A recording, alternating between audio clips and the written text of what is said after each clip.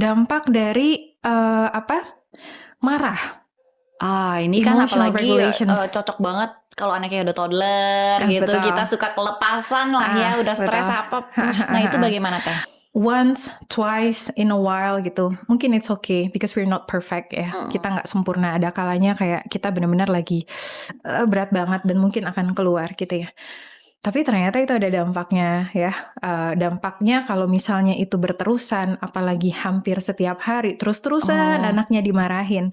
Pada saat anaknya dimarahin, sebetulnya si anak ini bukan hanya sedih karena dia merasa bersalah ya, tapi dia akan sedih merasa dirinya tidak worth enough di hadapan orang tuanya.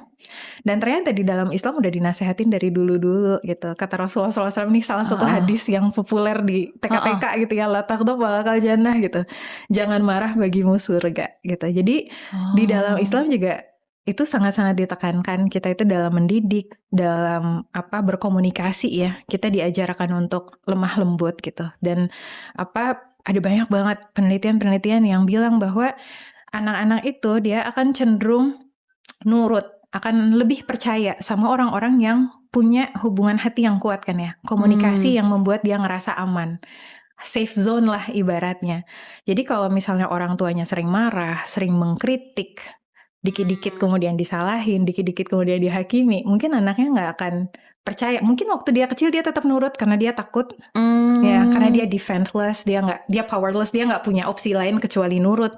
Tapi seiring dengan anak-anak itu besar, ketika dia nggak percaya sama orang tuanya dan seterusnya, dan dia udah punya teman-teman, dia punya gadget, dia punya aktivitas yang lain, mungkin dia akan nanti nggak terlalu akan ngikutin lagi apa kata orang tuanya. Dia akan lebih ngikutin apa kata teman-temannya, atau dia akan ngikutin fandom manapun dia berada gitu dan seterusnya gitu ya. Karena apa? Tadi ya hubungannya nggak kuat gitu.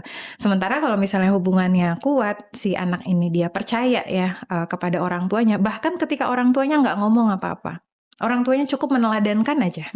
Orang tuanya ngajarin gimana cara makan yang sehat, gimana pentingnya belajar, gimana pentingnya untuk berkata-kata dengan baik. Si anak itu akan ngikutin.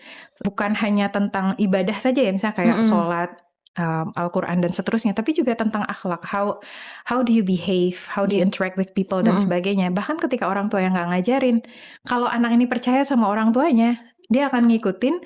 Dan si anak ini ketika dia tadi percaya sama orang tuanya, ada apa-apa dia akan cerita sama orang tuanya. Dan itu perlu banget bagi orang tua ya, untuk kita bisa punya hubungan yang kayak gitu, supaya ketika nanti mereka semakin besar, masalah mereka semakin kompleks, the first people they will come to when they have problems are us gitu loh. Mereka akan